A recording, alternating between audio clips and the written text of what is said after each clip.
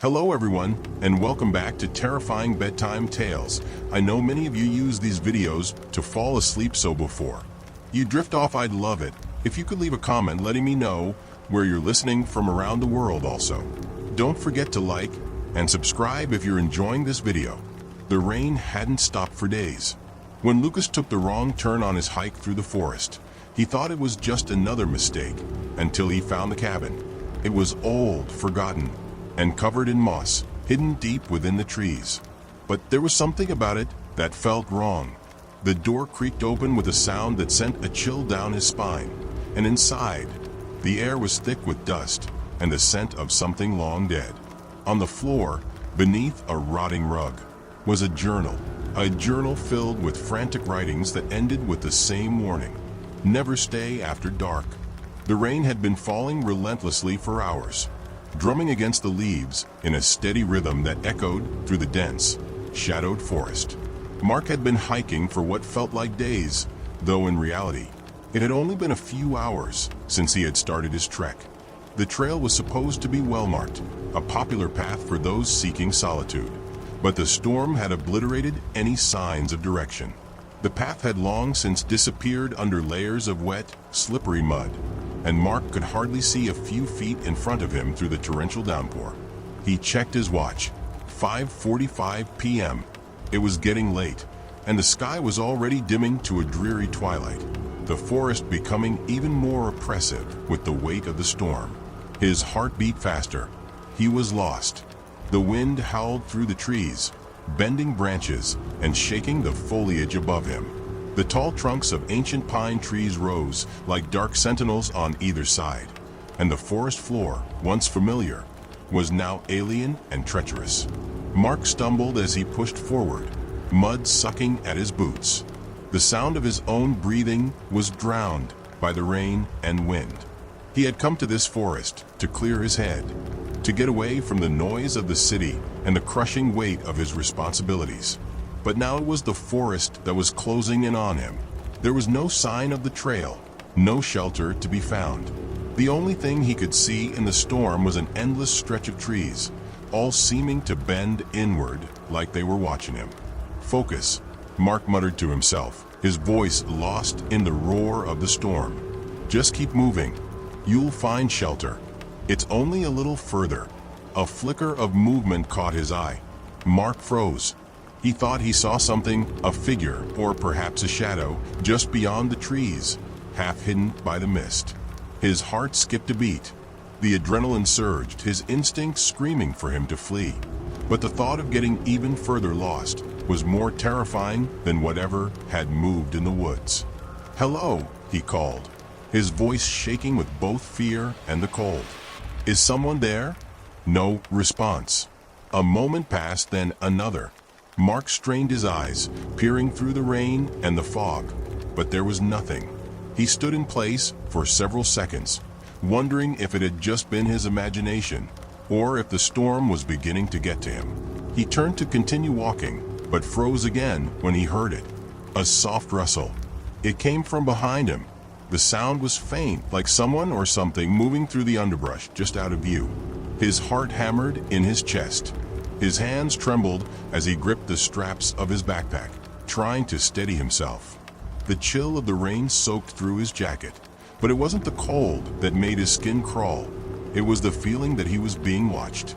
"Just a deer," Mark whispered to himself, trying to rationalize the sound. "Probably just a deer or a raccoon. It's fine."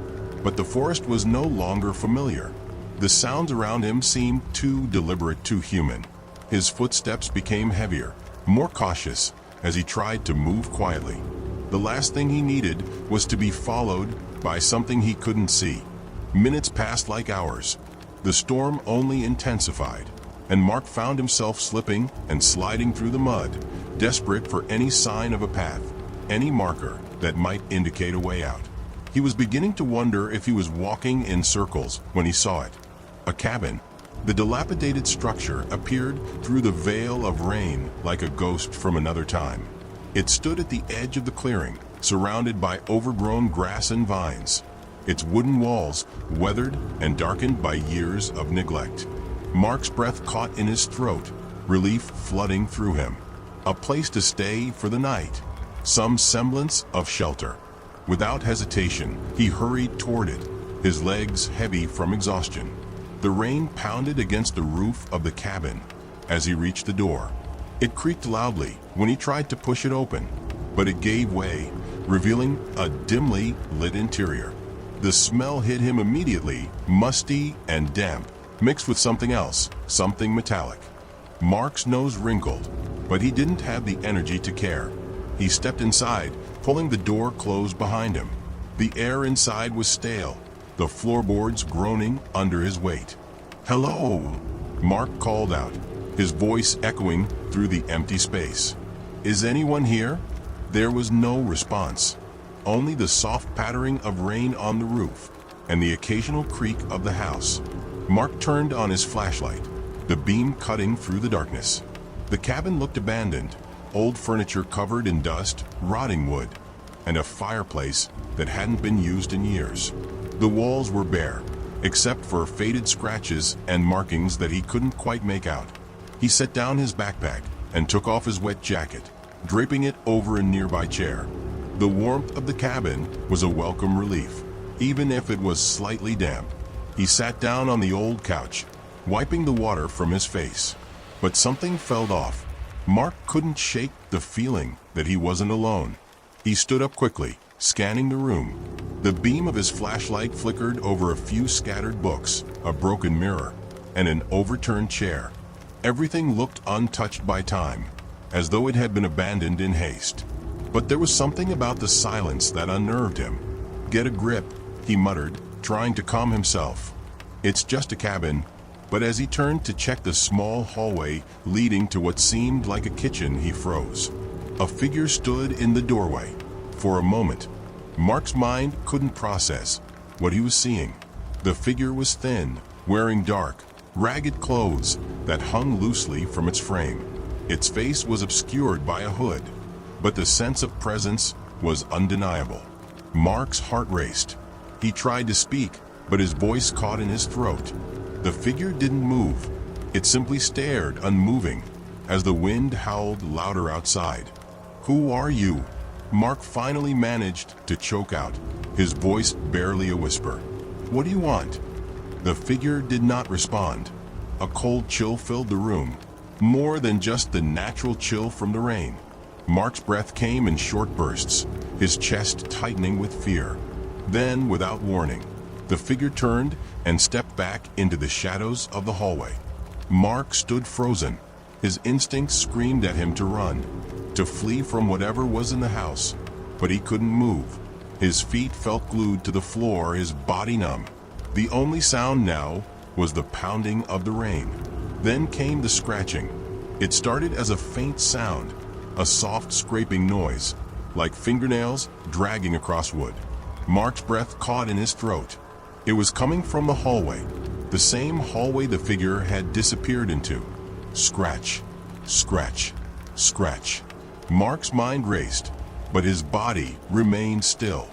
Get out now," he told himself, but his feet refused to obey. The scratching grew louder, closer. It sounded like something was dragging itself across the floor, closer and closer. And then just as suddenly as it had started, the scratching stopped. Silence. The wind outside seemed to die down, and the rain eased to a soft drizzle. Mark stood there, trembling, his pulse thudding in his ears. He strained his eyes, searching the dark hallway, but saw nothing. Suddenly, the door to the hallway slammed open with a violent force, and the figure was there again, standing in the doorway, just beyond the reach of the flashlight. This time, its head tilted slightly, as if studying him. Mark opened his mouth to scream, but nothing came out. The figure's hand rose, its long, bony fingers reaching toward him. Mark's heart pounded so hard he could hear it in his ears. His body screamed to flee, but his legs wouldn't move. It was as if some invisible force was holding him in place, keeping him locked in the cabin, eyes fixed on the figure in the hallway. The hooded silhouette stood motionless, its long, thin hand rising in the air, inching closer to him like a puppet controlled by invisible strings. The flickering beam of Mark's flashlight revealed nothing of the figure's face. The darkness beneath the hood was deep, like a void pulling him in. For a moment, he thought he saw something moving, slithering, perhaps, but his mind refused to comprehend what it might be. Then the voice. It was soft, barely more than a whisper, but it carried a weight of something ancient and horrifying. "You shouldn't have come," Mark gasped, his breath catching in his throat. The words didn't sound human. They were hollow, a cold rasp that scraped across his mind like nails on a chalkboard. His eyes burned as he tried to blink away the fear, but the figure didn't move, didn't even blink. He finally found his voice, though it trembled like a leaf in the wind. What do you want from me?" The figure didn't answer at first. It remained perfectly still, and in that silence, Mark thought he could hear something soft rustling, as if the walls themselves were whispering. Then the figure stepped forward, its movements unnatural, jerking slightly as if its limbs were out of sync with the rest of its body. Mark staggered back, finally able to move, but his foot caught on the floor, and he fell hard onto the damp wood of the cabin's floor. His flashlight rolled away, its beam skittering across the room in frantic arcs before dying out entirely. The cabin was plunged into darkness. For a moment, there was only the sound of Mark's ragged breathing and the rain outside. He scrambled to his feet, heart racing, hands trembling as he reached for his flashlight. But it was too far. The only thing he could hear now was the soft, uneven shuffle of footsteps from the hallway. He had to get out, now. But the door, it was blocked. The figure was between him and the exit, standing there in the dark, its breath rasping like a dying wind. "Leave now," the voice whispered again, colder this time. Mark's heart thundered in his chest, a pulse of terror coursing through his veins. He needed to move, to run, but his legs felt like stone. His throat tightened as the figure took another step, its bony fingers reaching toward him. His instincts kicked in. Mark lunged to his feet, ignoring the sting in his knee as he scrambled forward, his hands reaching for the door. But as his fingers brushed the doorknob, he felt something, cold, clammy fingers, wrapping around his wrist, pulling him back. He gasped, spinning around, but no one was there. The figure was gone, yet the feeling remained. The room seemed to grow darker, the shadows stretching out across the walls as the rain continued its relentless assault on the cabin's roof. Mark's breath came in shallow gasps, his pulse erratic. His body shook with fear, and he stumbled back toward the center of the room. "It's not real," he whispered to himself. "None of this is real." But the floor creaked underfoot, and the air felt thick, heavy. Something was wrong. The figure wasn't gone. Mark slowly turned, the hairs on his neck standing on end. He hadn't heard the footsteps, hadn't seen the shadow move, but there it was, hovering just behind him, inches away, a presence that gnawed at his mind, burrowing deep into his thoughts. And then came the sound, a low, guttural growl, like something that shouldn't have a voice. It filled the room, crawling into every corner, tightening around Mark's chest, squeezing the air from his lungs. The growl rumbled from somewhere deep within the walls, and as Mark spun around to face the source, his flashlight flickered back to life, its weak beam falling on something far worse than he could have imagined. The figure was standing right behind him, but this time it was different. Its face, if it could even be called a face, was contorted, its skin stretched too thin, revealing a skull-like structure beneath. Its eyes were sunken, dark pits, and its mouth was wide open, far too wide, as though it had been stretched by some cruel hand. And inside, within the darkness of its throat, Mark saw something move, something long and serpentine, coiling, twisting. The growl deepened, and the figure opened its mouth wider. Without thinking, Mark lunged forward, grabbing the nearest thing he could find, a heavy, rusted lantern that had been hanging from the wall. He swung it with all his might, and it connected with the figure's head with a sickening thud. The figure screamed. It wasn't a human scream. It was something far worse, inhuman, unnatural. The noise sent a shockwave of terror, through Mark's entire body. The force of the impact sent the creature staggering backward, its skull-like face contorting into something grotesque. But then the figure's arms shot out, grabbing hold of Mark's shirt with strength far beyond anything human. The lantern fell to the floor, rolling away with a clang. Mark's breath caught in his throat as the figure's cold fingers dug into his flesh, pulling him closer to its mouth. He could feel its breath on his face, damp and rancid, and he struggled to break free, but the grip was unyielding. Just as it seemed the creature would devour him, there was a sudden, deafening crash. The walls of the cabin groaned, as if the entire structure were about to collapse. The figure let out another wail, one that made Mark's blood run cold, before releasing its grip on him and retreating toward the far corner of the room. The air grew frigid, and Mark could hear something else, footsteps, heavy and slow, coming from outside the cabin. The figure turned, its dark eyes flickering toward the doorway, as though sensing something approaching. The growl that had filled the room earlier now quieted, replaced by an eerie, almost pleading whimper. Mark, still on the floor, could hardly breathe.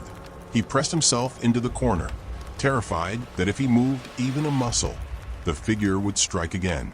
His body trembled uncontrollably as the steps outside grew louder, more deliberate. The door to the cabin creaked open. In the dim light, Mark could just make out the silhouette of another figure standing in the doorway. This one was tall, its shape humanoid, but its movements were stiff and jerky, like a puppet on tangled strings. As the figure stepped inside, the first one, the one that had attacked him, tensed. Then it was gone.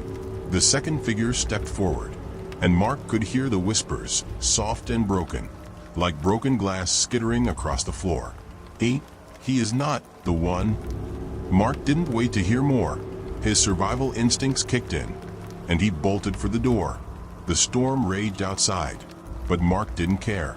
He needed to escape, needed to run. He had no idea what was waiting for him out there in the rain, but he knew one thing for certain. The horrors inside the cabin were far worse. He pushed the door open, stumbling out into the muddy clearing, heart pounding in his chest. But just as he turned to flee into the forest, he felt a chill crawl over his skin. Something was watching him, and as the door slammed behind him, he realized that he had just escaped one nightmare. But the real terror was only just beginning. The cold rain drenched Mark to the bone as he stumbled out of the cabin, his feet sliding in the mud, his breath coming in ragged gasps. The forest around him seemed to stretch out infinitely, shrouded in thick, swirling fog. The trees loomed like dark, twisted sentinels, and the rain, so relentless, so suffocating, only deepened the sense that he was being watched. His heart pounded in his chest, each beat a drum of panic. His mind raced, the image of the monstrous figure, its skull-like face, its gaping maw, burned into his memory. He had to get away, had to leave this godforsaken forest, but every instinct in his body told him that running would only make things worse. As he sprinted, branches clawed at his face, the wet leaves slipping beneath his boots, threatening to send him sprawling. He didn't care. His sole focus was escape. Just keep moving. Don't stop. The footsteps. He could hear them again, slow and heavy, cutting through the rain with a rhythmic, deliberate pace. They weren't his own. They were closer now, closer than they had been before. Mark's heart skipped in his chest as he whipped around, breath caught in his throat, but the forest around him was still. No figures, no movement, just the sound of his own ragged breathing and the storm. It's all in your head, Mark thought desperately, forcing himself to focus, to keep moving. He pushed through the brambles, branches snapping under his weight as he crashed through the undergrowth. But the sound didn't stop. A rustling noise came from behind him, unmistakable this time. A long, drawn-out scraping sound, like something dragging itself along the ground. Mark's blood ran cold. He dared to glance over his shoulder. A shadow moved, a shape. It wasn't human. It was too long, too twisted. It slithered just beyond the edge of his flashlight's beam, darting from tree to tree, always just out of sight, but never far behind. No, no. His mind was a whirlwind of terror. He couldn't think straight. His chest was tightening. He was running on pure instinct, fueled by a primal fear that seemed to grow with every step he took. His foot caught on something. He stumbled, falling hard into the wet mud, pain shooting through his side. He gasped for air, his hands slipping in the wet soil as he pushed himself back up. But before he could regain his footing, something cold and sharp pressed against his neck. Mark froze. The rain seemed to stop, the world hanging in a suffocating silence. The cold thing at his neck was no longer a vague sensation. It was tangible, real. He could feel it, feel the sharpness of the blade-like edge against his skin, the unmistakable pressure of something not quite human holding him in place.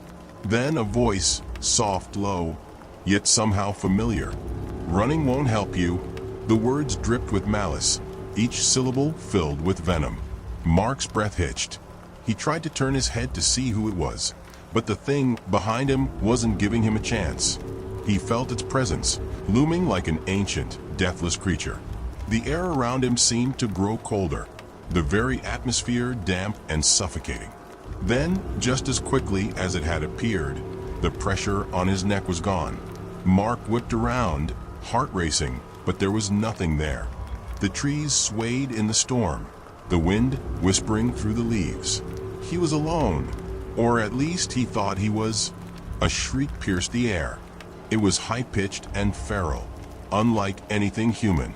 It split through the rain-soaked darkness, sending a jolt of terror through Mark. It was closer now. Whatever it was coming for him. He could hear it, scraping, dragging, its grotesque form moving through the underbrush, ever closer. Mark spun in every direction, searching for the source of the noise, but saw nothing. He ran again, faster this time, ignoring the pain in his legs, the cramp in his side. He didn't care anymore. He just needed to get away. He ran for what felt like miles, until his body couldn't keep up, until the exhaustion began to weigh him down. Finally, he collapsed against a tree, gasping for air. The world spun around him as he coughed, his lungs burning with each breath. "I need to find help. I need to find someone." His mind was still racing, but the rain, the cold, the silence, everything was pressing down on him. He tried to focus, tried to think clearly, but the fog was thick, and every time he closed his eyes, he saw that figure, the thing with the empty eyes and the gaping mouth. The trees seemed to close in around him, the darkness stretching out like tendrils, curling into his vision. And then he heard it again, the footsteps, closer this time. He whipped his head around, eyes wide with terror. A figure moved in the shadows, creeping between the trees. He couldn't see it clearly, but its presence was undeniable. It was tall, lanky, its body jerking with unnatural, broken movements as it glided through the forest. Mark's heart hammered in his chest. He could hear its breath now, guttural, rasping, closer with every step. No, not again. His body was frozen, as if the very air had been drained from his lungs. His fingers twitched, but he couldn't make himself move. Suddenly, the figure stepped forward, its form snapping into the faint light of his flashlight. Mark's breath caught. It wasn't just one figure. There were two. The first was the same twisted, ragged thing he had seen in the cabin. The creature's face was still a nightmarish mask, skull-like and gaping, with hollow, empty eyes that seemed to pierce through him. Its long, bony fingers twitched as it stepped closer. But the second figure, it was even worse. It was dressed in a tattered cloak, its head tilted at an unnatural angle, and its movements were stiff, like a marionette being jerked from one position to the next. But the most horrifying thing about it was its eyes, pure white, unblinking, and staring right into Mark's soul. It was a face, but it wasn't alive. Mark tried to back away, his legs buckling beneath him as he collapsed into the wet mud, panic bubbling up inside him. "No, no!" He tried to scream, but his voice wouldn't come.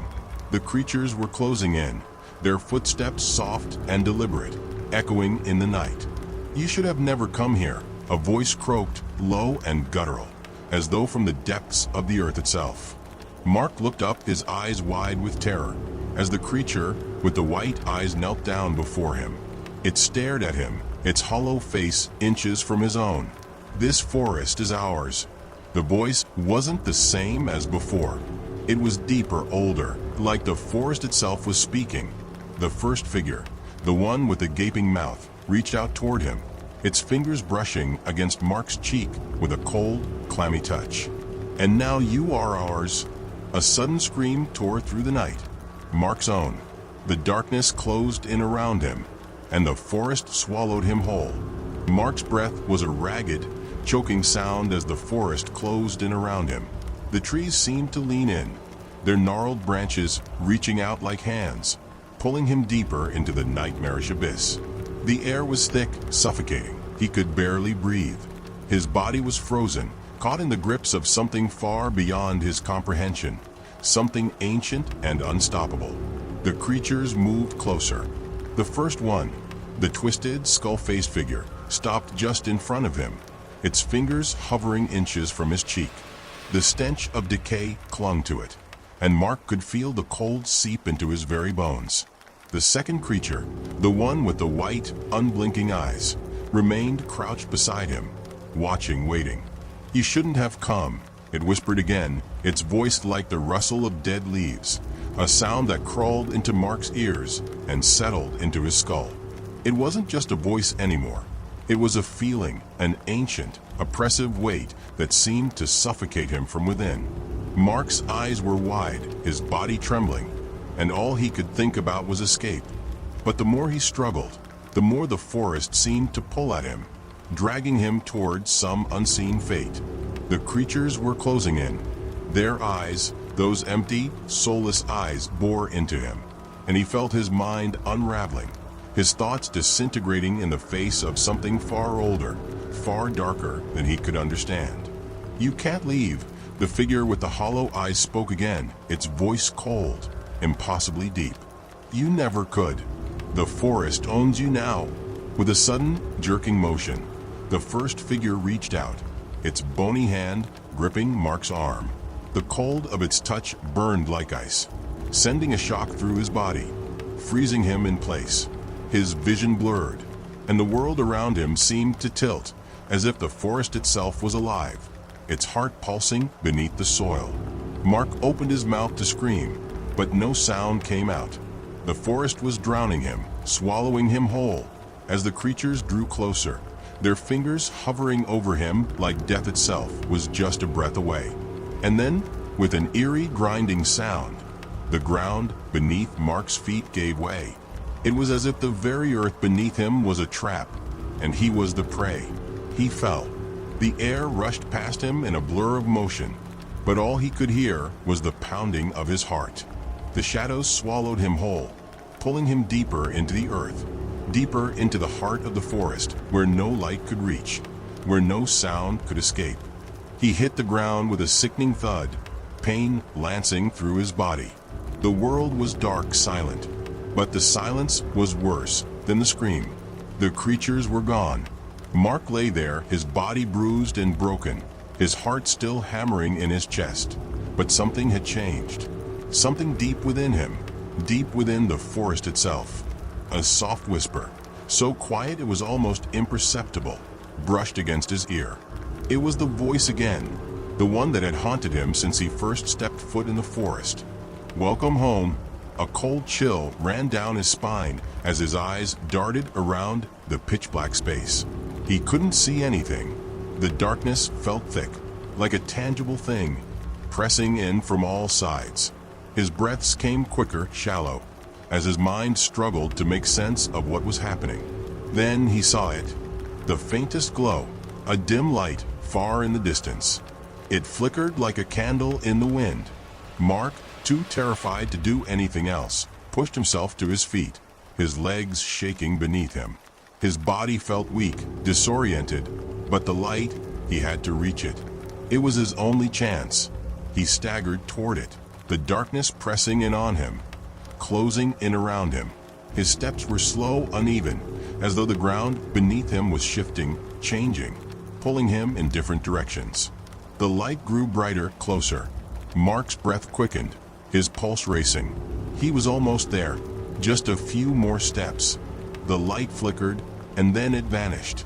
A sharp, piercing pain shot through his chest, as if something had driven a knife through him. He gasped, stumbling forward. But the ground beneath him seemed to open up again. He fell, his body dropping into the cold darkness once more. His vision blurred as he hit the ground again, the pain searing through him. He tried to move, to breathe, but his body wouldn't respond. And then, from somewhere deep within the forest, came the sound that had haunted him since the beginning, a distant, agonizing scream. But it wasn't his. It was the scream of the forest itself. Mark's eyes fluttered closed, and the world around him went silent. When they opened again, there was nothing. The forest was silent. The rain had stopped, and the wind had died down. The trees stood still in the moonlight, their shadows long and twisted across the forest floor. No sign of the creatures remained, no trace of Mark's existence. Just the empty silence of the woods. Far in the distance, something stirred. And then, the forest whispered once more. Another soul for the forest, another soul for us.